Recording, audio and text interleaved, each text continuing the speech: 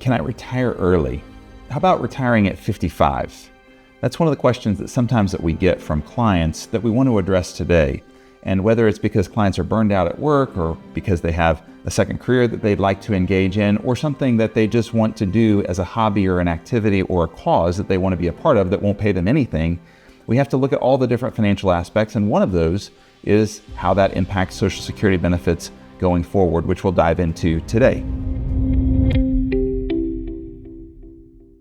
So Spencer, today we're going to talk about Social Security benefits and calculating them and how it might be affected if a client decides to retire at 55. If you have questions about how your primary insurance amount, how your monthly benefit is calculated, we did a deeper dive on that.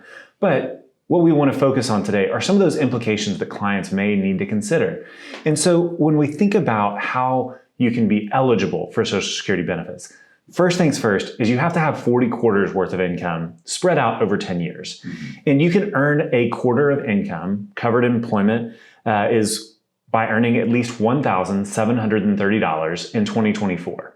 Now you can, and that's just one quarter. So for 4 quarters, that's just shy of 7,000, so 6,920. Again, that doesn't have to be all done at once, but it has to be spread out throughout the year to earn those 4 quarters. And then the other piece of this is that you and your employer are both paying Social Security taxes. And so you pay 6.2%, your employer pays 6.2%, and then that's only up to the wage base, which is currently $168,600. And so that's kind of just how wages go in, how to become eligible. But the key question we want to come back to today is, if I retire at 55, how are my Social Security benefits going to change? And so I think there's a couple of key questions that we really need to surface first off. So what are some of those things that we're thinking about when clients come to us and say, can I retire at 55? What's my likelihood of success? The first thing that we really want to approach is, if you retire at 55, let's think not just of your Social Security benefits, but because of that hole in income that you'll have for many years. So you may not have Social Security benefits until age 62. You may not have them until your full retirement age or even out to age 70. So that can be a 15-year gap where you don't have any of those benefits and you may have little or no earnings there. So we've got to make sure first and foremost that we've got enough in savings to be able to bridge that broader gap. Second thing is, there's an impact in how likely you'll be to be able to defer taking Social Security benefits. So oftentimes the optimal claiming strategy will be for at least one spouse to defer out to age 70. Well, if you retire at 55, oftentimes it's going to be more difficult to defer out to age 70 because it's 15 years without benefits. Now, the optimal strategy is going to be different for every couple and every individual, and so we've got to look at those different pieces. But suffice to say, one of the key things is that if you feel compelled to take that benefit earlier than would be optimal, then that is having an impact even beyond what your primary insurance amount moving around will be. I think the third thing that we would go back to, even before we talk through Social Security benefit calculation and put on our nerd hats here and talk primary insurance amount, which I know everybody's excited to hear about, is that we've got to look at why a person is making this transition at 55.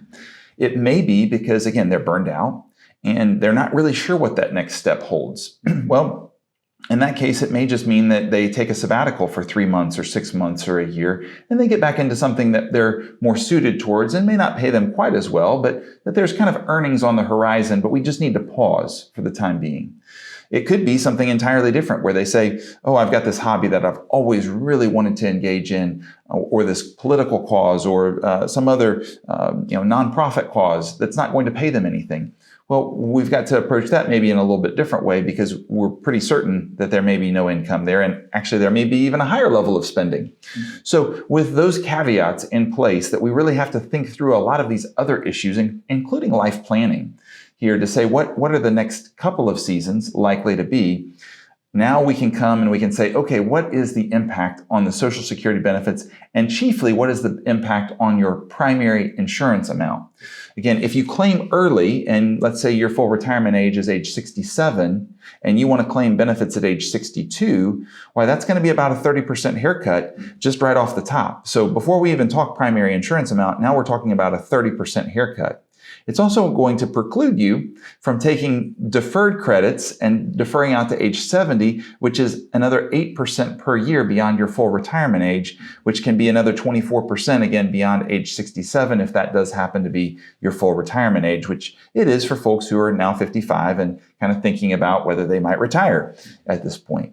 So as we approach this, we're just looking primarily at the primary insurance amount. That is the amount that is calculated by Social Security based on your earnings history to say how much should they be getting at their full retirement age, or whenever they might claim they're adjusted above or below that, depending on when that claiming strategy happens.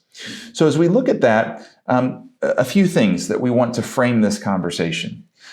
First, Social Security benefits are over 35 years worth of working history, and they're adjusted relative to inflation. Again, Austin mentioned that we've done an exhaustive and in-depth calculation presentation on how Social Security benefits are calculated. But as a reminder, again, 35 years. So it would be a scenario that we need to first unpack and say, well, do you have 35 years of strong earnings already recorded? So let's say, you graduated from high school, you went to trade school, and by age 20, you were working and having a pretty decent salary. But let's say that your salary didn't increase a ton between age 20 and age 55.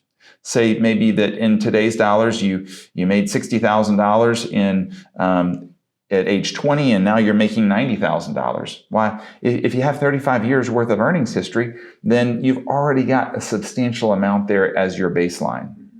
If we have a different type of situation, and now we have someone that maybe they went through and they did additional schooling, they have a PhD, they really didn't start working and making a lot of money until they were in their 30s, well, now we only have maybe 20 years or 25 years worth of earnings history, and that's going to be a different situation in terms of being able to step up because we have a lot of 0 years or very low income years that we're replacing with every year beyond age 55.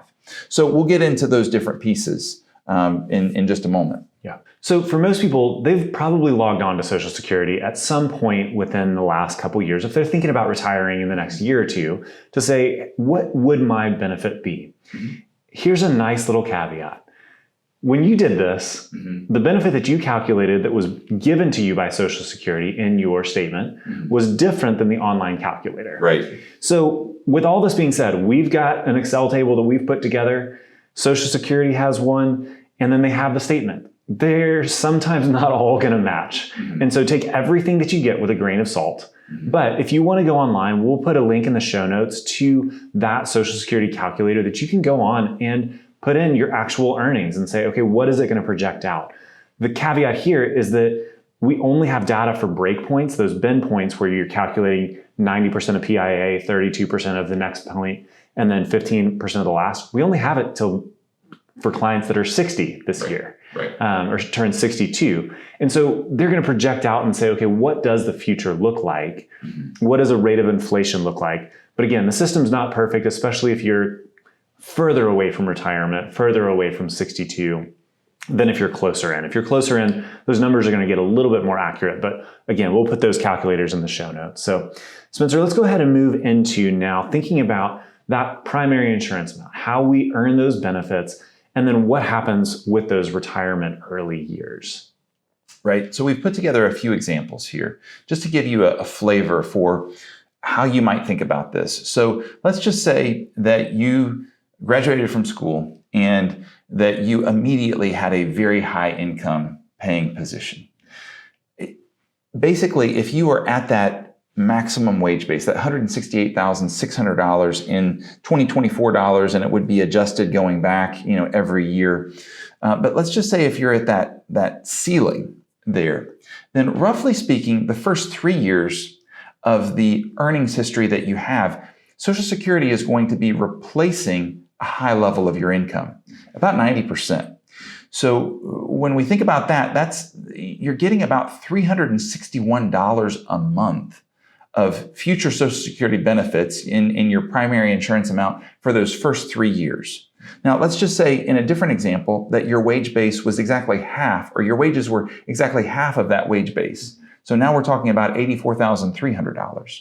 Well, then you need to work about 6 years, and you'd be getting your benefits replaced, what you're paying out there, you're getting that replaced at a much higher level for about 6 years there. And we can, help you translate this on further if you had exactly 1/4 of the wage base. So now we're at about $41,000, $42,000 in that range. Then you have about 12 years there where you're getting your income replaced at a very high level. And then finally, let's just say that you were at a minimum wage, job, and you had $20,000 of income. Then you would have 24 years, worth of your income replaced at a much higher level. But that's where we think about these bend points. And that's where it's so critical to know how much do you have, not just this year, but each year going back in your earnings history.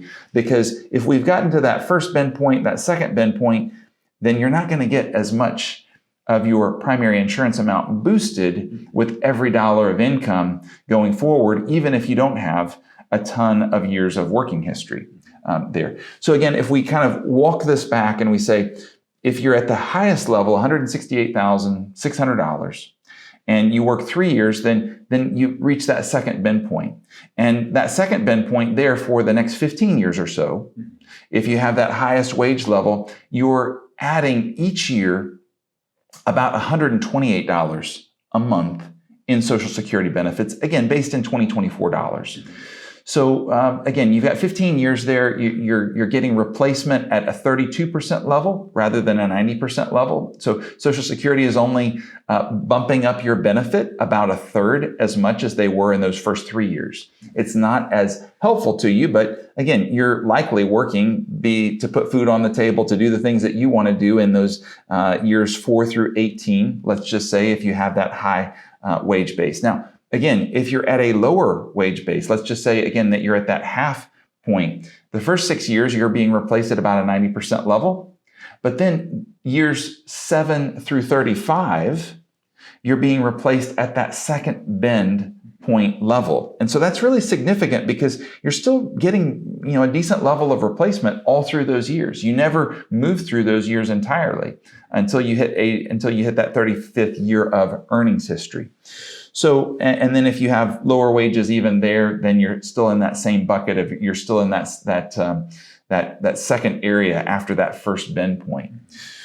So again, if we walk back and we say, well, what if you're at that highest earning level and you get beyond the 18th year? So you've got 3 years again where you're getting a high level of replacement, 15 years where you're getting a decent level of replacement. Let's just say you get to the 19th year of employment, and now you're beyond the second bend point there. Well, now your benefits are much lower that you're getting replaced. It's only about $60 a month a year that you work.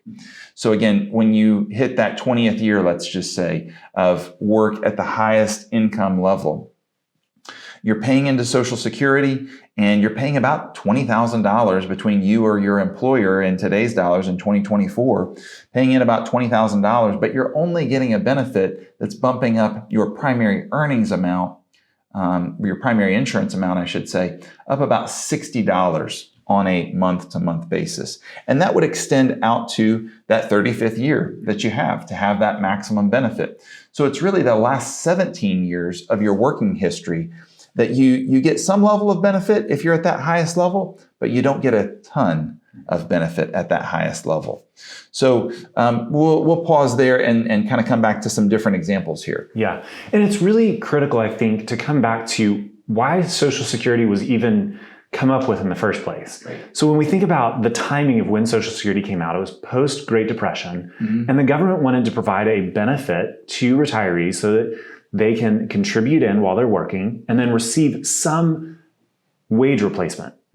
Not all. Right. It was never meant to be the entirety of what you put in, nor was it meant to be the only source of your income going forward. We think about when the German system initially put in, it was because people were continuing to work into their late 80s because they didn't want to retire. And so they were trying to force them into retirement by this government pension plan. And so when we think about Social Security, it's not intended to be your primary source of income in retirement. It's supposed to be a supplement, which is why they replace that first bucket more significantly than those secondary and tertiary buckets. Right. And so really we want to think about this in context of an entire financial plan, because that's really what's important here, is that Social Security is a portion of your retirement income stream for a lot of people. It's not intended to replace the entirety of your income. Right. So let's come back to these situations, Spencer. You have a couple written out here. We've got Jane, who's a pediatrician. Let's start with her. Yeah, so let's say that Jane's a pediatrician. She started really making some significant income around age 30 because she had medical school and then residency and was getting paid a little bit in residency, but not all that much compared to her other years, of work. So let's just say that she's worked for 25 years and she would like to have a different season ahead where she engages again in something else. 25 years of really strong work, though. Let's say she made $200,000 a year in today's dollars, and going back was a little bit different, but that still was at the top of that wage base there. Then she has basically 25 years at that maximal level. Well, if she says, can I retire at 55? Again, we would sequence this and say, there's a lot of different decisions here. We've got to make sure that you've saved enough. But in terms of the Social Security benefit impact, there's not going to be a ton year to year. She'll have 25 years, at a very high level. She won't have 10 years at all, but those 10 years would only amount to adding another, say, $600 total on a month-to-month basis of benefits. So that's significant, but you think about it, each year you're working and you're paying in $20,000 or so, and you're only getting the equivalent of about $720 of benefit once you take Social Security, if you take it your full retirement age, on a month-to-month basis. That takes a long time to recover that amount of payment. I mean, you're talking 30 years there that you need to be claiming that benefit. So it's not so much the great deal, that you would have as the early years, in your working history. Now, again, the decision has to be made independent of this. We just want to recognize that it's not really a decision that should probably be driven by what the lack of those last 10 years of earnings history will do to your Social Security. Much more important will be, do you have to take Social Security benefits at 62, or do you have to take them at 67 and can't defer to 70 just because, you're not working and having that level of income? So for Jane, again, her earnings history is not going to be impacted that much, but it's the other factors that we'd really want to look at in her case. Yeah. Okay, so let's take a second look and let's look at Larry the plumber. Larry went to trade school, started making a solid income around age 20. You kind of already touched on this one a little bit. What are the factors for Larry to think about when he is thinking about retiring at 55? Yeah, so for Larry, we have to look back and say, okay, you've got 35 years worth of earnings history. And you've got that for the, by and large, if we said, he started at a decent level and then he continued to bump up a bit, but never got to, say, the top of that wage, base in there. If he's got 35 solid years, then we've got to say, well, are you retiring, or are you, cutting back to a day or two a week? Or, what does that look like? Do you have other income that you might have? In his situation, if he has 35 pretty decent years of earnings history, then cutting back to, say, 2-3 days a week that may be lower than even that first year in his earnings history, it may not help him at all from a Social Security wage base. So you think about that, and let's just say he cut back and he was only doing 2 days a week, but he was still making $40,000 a year. It's great that he has that income, because that means that he's probably not going to have to tap into other savings, places. He might be able to defer Social Security benefits beyond age 62, might be able to go out to 67 or even age 70 there. So there's some real benefits to continue to work, but he might be paying in 6.2%, or if he owns his own business and contracts out, he might be paying in the full 12.4% of his income to Social Security and not getting any kind of benefit to the earnings side of things, the calculation, the primary insurance amount, which is not uncommon. So for a lot of the clients that we have who move into a consulting role or have a lower level of income, they might have federal taxes at 22%, 24%, something like that. They might get no Social Security benefit, but they might be still paying that full 12.4%, or if we think about that plus Medicare, a full 15.3%. And then if they've got state taxes, they may have a total tax bill that's something like 40 cents on the dollar, or even maybe a little bit above that. Now, if they're enjoying their work, then great. If that is something that brings life and energy to them, or if they just really need that to be able to build the financial plan, then that's not a problem. But we have to recognize that sometimes 40 cents on the dollar feels like a lot to be paying into the government for a limited level of benefit, if any, in Social Security. Right. Okay, so let's take a look at this last scenario. It's Tanya the realtor. Tanya made a quarter of the wage base for 4 years, then took a decade, almost a little bit over a decade off to raise her kids. And now she's come back in and has secured a major pipeline of new clients. So what does it look like for Tanya now? Yeah, and we were trying to put together a scenario where it would be more impactful, really to look at retirement. Let's just say in this case, Tanya had a lower earnings history, something like $40,000 a year, just an entry level, role for a few years, had children, out of the workforce, came back in, had kind of a job that pays reasonably well, but not towards the top of the wage base there. But now she's at the top of the wage base. Well, if she decides to retire, then she's really giving up a more substantial amount. She's still in that, just past that first bend point in this example. And so she would be having $128 on a month-to-month basis that would be replaced in there. And again, it's not the first 3 years that we talked about or the first 6 years that we talked about, in some circumstances, but it's still being replaced at a pretty high level. And so, we think about something north of $1,500 on an annual basis of Social Security benefits. You think about paying into the system and you might be paying in $20,000, but if you get $1,500 and you have 30 years of benefits, that might be $45,000, worth of benefits, depending on when you claim and how much you have and those kinds of things. So it can still be pretty significant to someone like Tanya and her financial plan because she hasn't gotten to that second bend point and she's got a lot of years that she's able to make up because she was out of the workforce or because she had really low levels of income. So if we have a client like that, we want to say they're kind of the opposite of Larry because they've got a lot that they can put in and receive some benefit there that would be significant to them. So that 12.4% that they might have to be putting in as a realtor, paying both sides there, would actually be much more financially in their best interest to continue to do. Yeah. So Spencer, the reality with Social Security, like we've said multiple times, is it's complex. Figuring out when to claim Social Security, when to defer, when to bring in the benefit early if you need to. Those are conversations that need to happen within the context of a greater financial planning engagement. We can't say, okay, you've got 25 years of working, this is your Social Security benefit, go for it. There are thousands of different claiming strategies, and the reality is everybody's unique.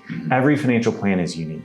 And so if you're watching this video and have questions, feel free to leave them in the comments below, reach out to us. We'd love to have a conversation with clients about what does it look like for you to defer work past 55 or to stop working at 55. The reality is this really needs to happen within a greater financial plan. So talk with your financial advisor and we will see you again next time. If you like these financial planning videos, please share it with a friend, and if you have questions, go to our website at SeriousRetirement.com. This content was provided by Retirement Planning Services. We are located in Knoxville, Tennessee. You can visit our website at SeriousRetirement.com. The information in this recording is intended for general educational and informational purposes only, and should not be construed as investment advisory, financial planning, legal, tax, or other professional advice based on your specific situation. Please consult with your professional advisor before taking any action based on its contents. Advisory services offered through Retirement Planning Services, LLC.